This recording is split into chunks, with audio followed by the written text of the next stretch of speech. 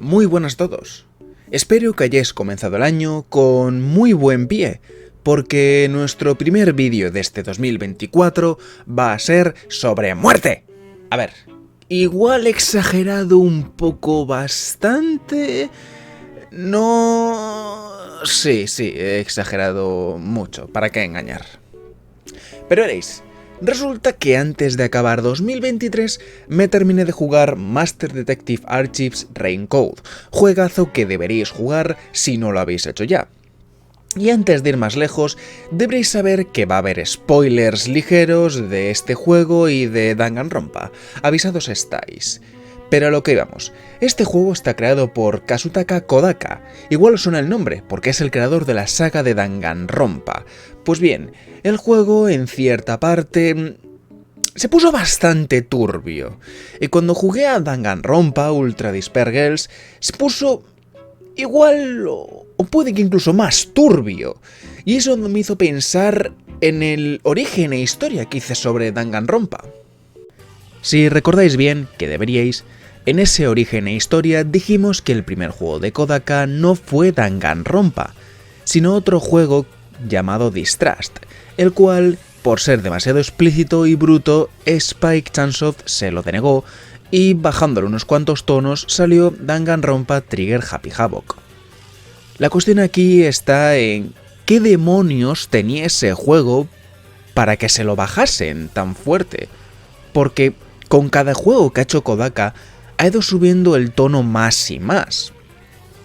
En Danganronpa Ultra Despair Girls se ven masacres, destripamientos y más en cada esquina del juego, por no hablar de otros temas más escabrosos relacionados con niños. Y en Master Detective Archives Raincode directamente hay canibalismo. Por fortuna, parece que algunas capturas e información se han podido recuperar de este proyecto que ya es considerado Lost Media, conocido como Distrust. Así que vamos a ir haciendo un repaso de quién es Kodaka, qué le inspiró a crear Distrust y qué era ese contenido tan fuerte que incluía y Spike lo hizo censurar. Para empezar, Kazutaka Kodaka nació en 1978. Desde siempre estuvo interesado en el anime, tanto que se graduó en la Nihon University College of Art. De hecho, el plan original de Kodaka era hacer una gran obra cinematográfica, pero su pasión por los videojuegos no se quedaba atrás, así que más pronto que tarde empezó a querer crear algo original, y pensó que los videojuegos serían más sencillos que el cine. Y ahora bien, Kodaka aplicó para Atlus y para Spike, y de hecho Kodaka quería entrar en Atlus, pero como ya tenía una serie de juegos con historia, y bastante historia, pues se fue a Spike, en donde vio que podría tener más oportunidades. En Spike Chunsoft estuvo hasta 2017. Ese mismo año se fue y formó su propia empresa llamada Tokyo Games. De hecho, Master Detective Archives Raincode es un trabajo conjunto entre Spike Chunsoft y Tokyo Games. Kodaka, junto con varios ex trabajadores de Spike y el director de Zero Escape, Kotaro Uchikoshi, formaron esta compañía, principalmente por diferencias creativas con Spike. Kodaka quería tener más libertad de hacer lo que quisiera, así que tras hablarlo con varios, decidieron formar Tokyo Games. Que, como curiosidad, el nombre es un juego de palabras que viene a decir Too Crazy Games, o lo que sería lo mismo, juegos demasiado locos. Y a ver, viendo lo que han sacado hasta ahora, me lo creo, la verdad. Hasta la fecha han publicado 3 juegos: Death Come True, World's End Club y Master Detective Archives Raincode. Además de eso, han ayudado a la producción de un par de animes, Akudama Drive y Drive 9. Ahora bien, volviendo a Kodaka, ¿qué le llevó a Kodaka a la creación de Danganronpa? Si nos fijamos, en sus obras hay una temática muy clara: la lucha de la esperanza contra la desesperación, la tragedia, el humor negro. Incluso se podría decir que sus obras son tragicomedias. La verdad es que sus fuentes de inspiración son bastante diversas, desde películas de Tarantino, pasando por los hermanos Coen, hasta un juego conocido como Twilight Syndrome, de Goichi Suda. Pero, ¿cómo plasmaría todo esto? Ahí es donde queríamos llegar. La idea original, el concepto detrás de Distrust, era un Battle Royale en donde unos 15 estudiantes de instituto deberían enfrentarse entre ellos hasta que solo quedase uno. Así, a primera vista no parece distar mucho del concepto de Danganronpa. Y a ver, hasta cierto punto es así.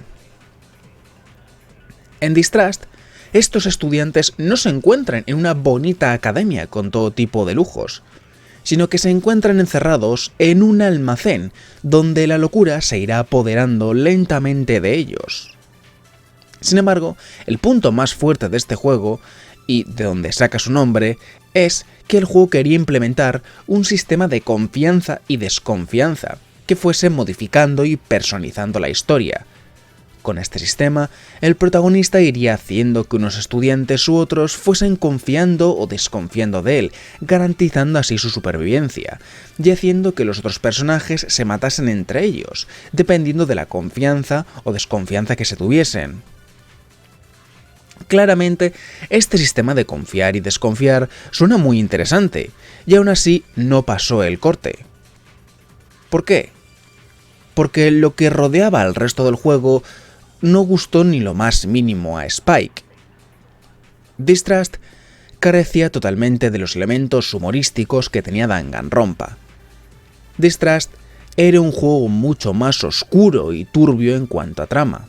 El juego usaba una paleta de colores más oscuros en contraste con el colorido Danganronpa, y la sangre era roja en lugar de rosa. Además de eso, las ejecuciones eran mucho más sangrientas y explícitas que en Danganronpa. Y eso que hay algunas en Danganronpa que... El caso es que lo poco que se ha llegado a filtrar y revelar al público no da muchas pistas sobre cuál podría ser la trama o cómo acabaría resultando. Lo poquito que hay es una versión alternativa del primer juicio de Danganronpa, donde ya la sangre estaba de color rosa, y la ejecución del primer culpable, la cual, aunque muy parecida, sí que se nota un pelín más violenta en la versión Distrust que la versión Danganronpa. Ahora bien, Distrust fue rechazado por Spike por ser demasiado violento. Pero si vemos el camino que ha ido tomando Kodaka, vemos que Danganronpa Ultra Dispergals es infinitamente más violento, gore y sangriento que el primer Danganronpa. Y si vemos la trama de Raincoat, vemos que hacia el final la trama se va enturbiando enormemente, lo cual me hace plantearme ¿qué demonios había en ese Distrust para que Spike decidiese cerrarlo de calle? Aclaración por si no lo había hecho, Ultra Dispergals y Raincoat los ha hecho también Spike Chunsoft. Por eso mismo, ¿qué habría o qué les disgustó para cerrarlo todo tan tajantemente? A ver, si miramos los modelos de los personajes de Distrust, algunas partes del hub y la primera ejecución, realmente no dista mucho del primer Danganronpa, más allá de la paleta de colores. A ver, sí que es verdad que en Ultra Dispergals y en Raincoat todo es bastante colorido y el humor está a la orden del día, así que supongo que lo que le faltaba a Distrust en verdad eran unos neones y unos cuantos chistes malos. En definitiva, el origen de Danganronpa es este juego ya considerado Lost Media, conocido como Distrust. Un juego mucho más oscuro, sangriento y, desde luego, con menos colorines y bromas.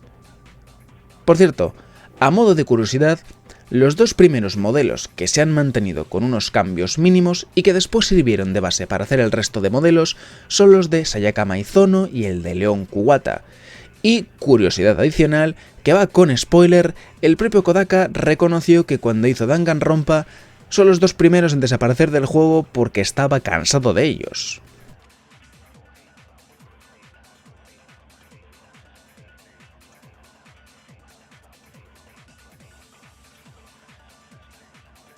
En fin, esto es todo por este inicio de año. Espero que este 2024 traiga alegría y cosa buena. Recordad que debéis dar like, comentad y compartid el vídeo, además de suscribiros, o si no, Kodaka escribirá vuestro personaje en una Death Note. O no, quién sabe. La semana que viene, más y mejor.